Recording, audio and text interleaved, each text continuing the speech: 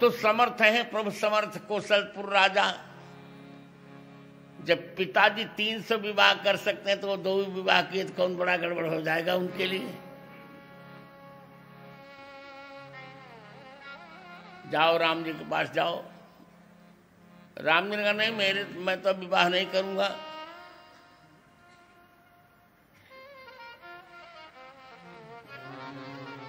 अब तुम्हारा मन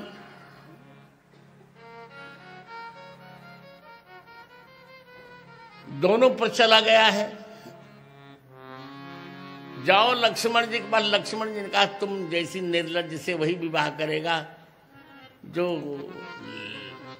लाज शर्म समाप्त कर देगा। फिर सीता जी पर झपटी, अशुद्ध बुद्धे है।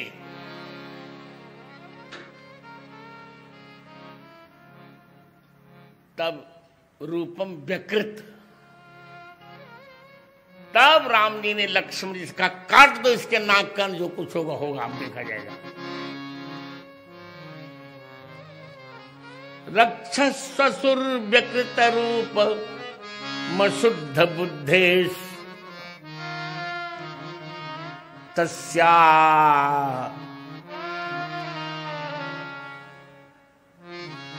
देखिए कहा, लक्ष्मण जी ने कहा कि इसका रूप, इसकी नाक कान कैसे काटा जाए। बोले भारतीय संविधा है,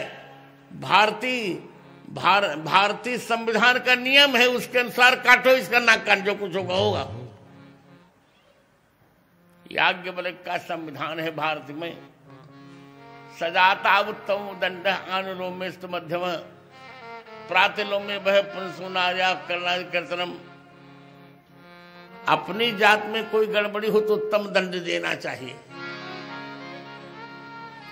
अनुलोम्य में मध्यम दंड,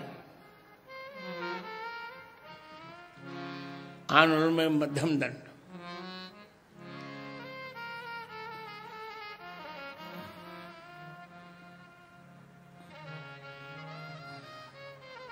वर कन्या दोनों अनुकूल वर्ण के हैं तब यदि हो जाता तब मध्यम दंड। प्रातिलोम्य बधम पुरुषो, प्रातिलोम्य हो पुरुष की गलती हो तो उसका वध करना चाहिए, और नारी की गलती हो तो उसके नाक कान काटना चाहिए। ये प्रातिलोम्य है।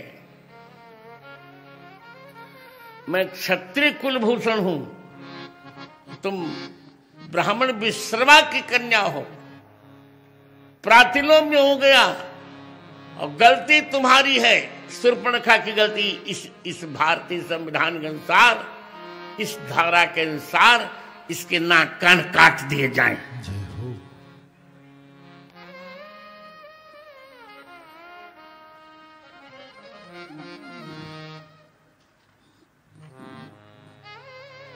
और जो कुछ होगा होगा।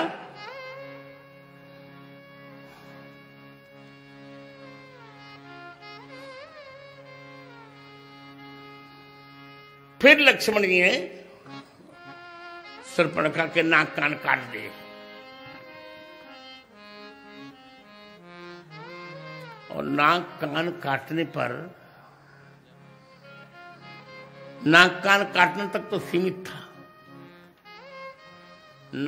लक्ष्मण जी थोड़े अच्छे हैं, शरारती बालक है लक्ष्मण जी। आज की भाषा में बोलूं, नाक कान शूर्पणखा के काटे भी और नाक कान का टुकड़ा शूर्पणखा के हाथ में रखा, कहा ले जाना अपने नालायक भाई को दे देना प्रसाद रूप में। तो शूर्पणखा पहले तस्या खरत त्रिशिर दूषण मुख्य बंधून खरश्च त्रिशिरा च दूषणश्च खरत त्रिशिर दूषणाः ते मुख्याः बंधवः येषु। खर त्रिशिर और दूषणे तीनों जिसके जहां मुख्य बंधु हैं,